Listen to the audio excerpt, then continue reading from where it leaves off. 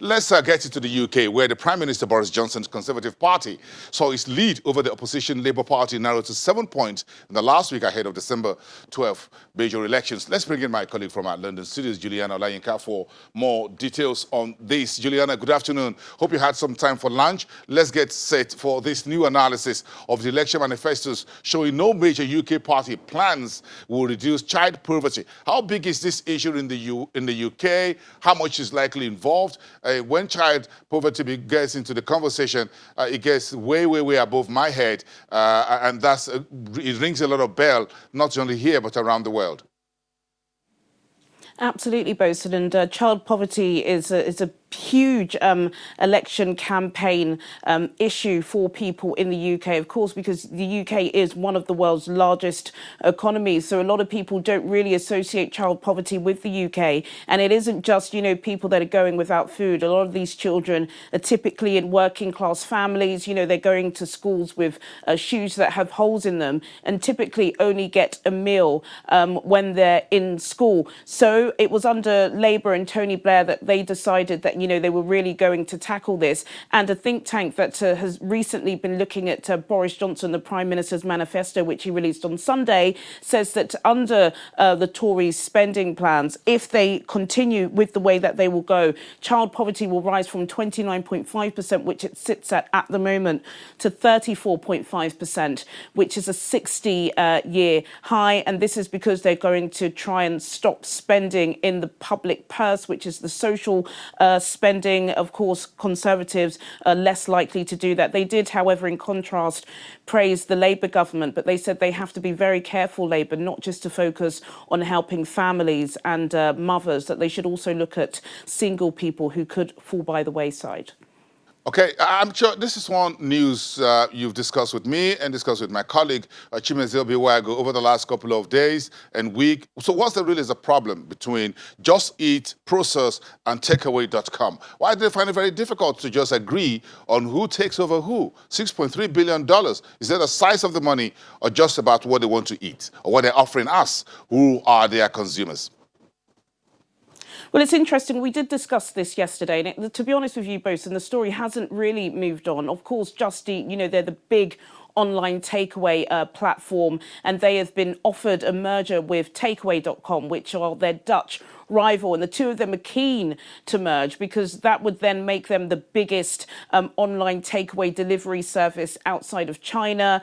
Just as the marriage was going to happen, we've had a last-minute bid by Prosus, the South African company, who are offering Just Eat more for their money. But Just Eat are telling their shareholders that, whoa, let's try and make this a continental business. The two of us can do so much more together and we can learn from each other. Shareholders have until the 1st of December. So yesterday it was making a little bit of noise, not so much on the markets here today, although we did have mortgage data showing that mortgage approvals in the UK have fallen to a 7-month low in October. So people are looking at that. But let's have a look at intraday numbers at the moment. The FTSE All-Share is up 0.17%, the FTSE 100 is up 0.13%, and the FTSE 250 is up 0.38%. You mentioned at the top, that Boris Johnson has still got a lead. However, there was one poll that shows that he's slipping against Jeremy Corbyn. The sterling reacted on that. So the British pound at the moment is down on the US dollar by 0.33%, also down on the euro by 0.36%, and down on the Japanese yen by 0.29%, Bosun.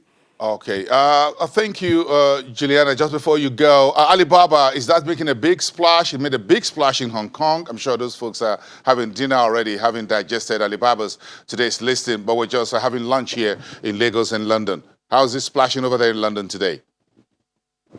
I've got to say, anything that happens in Hong Kong does slip into the London markets. Of course, just as Hong Kong is going to bed, London is waking up. So the sentiment has really been picked up, and that did help the FTSE. And as she was saying at the top of the show there, look, $11 billion is the largest public offering we've seen this year. And this does come amidst months and months and months of, violent protests that have been taking place, literally just a stone's throw away from where Alibaba were presenting yesterday. And of course, these Sino-US tensions. So it's a good story. London are, following it and are happy.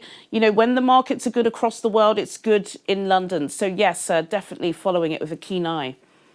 Thank you so much, Juliana. Hold on a second. Don't go yet. It's all-male cabinet today for this panel on Nigeria's Central Bank Monetary Policy Committee. Forgive me, we want to include you in this, but let me just expose these three gentlemen here at our global headquarters to you. My apologies, everyone. I tried so much to have a member of this cabinet being a woman. But again, you have a woman we have on the MPC, so that pays for that. Let me just unveil. I'm sure you've got a lot of women in your ear. I got so much because Chimeze is there, and I've got Didion, I've got Justina, I've got Oyebisi, I got a lot, and I got you.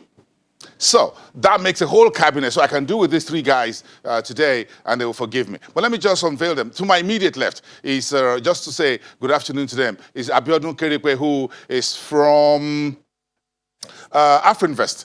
He's the gentleman who is joining us for that conversation today. He's my immediate left. Next to him is Wale Olusi, who's the head of research at United Capital. That's an investment bank.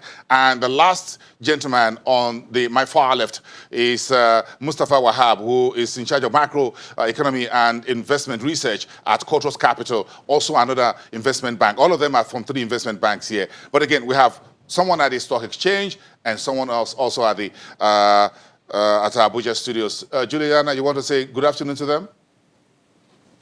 Yes, so good afternoon, gentlemen. A jam-packed show, as always, both. So I know you guys have got a lot of numbers to crunch. Just make it easy for us normal folk, please. I know. A little bit overloaded today. You just agreed because the final MPC day, this is the time to say goodbye to Godwin Emefiele and the MPC, at least until January. So watch the show, Juliana. Thank you so much for being part of the program.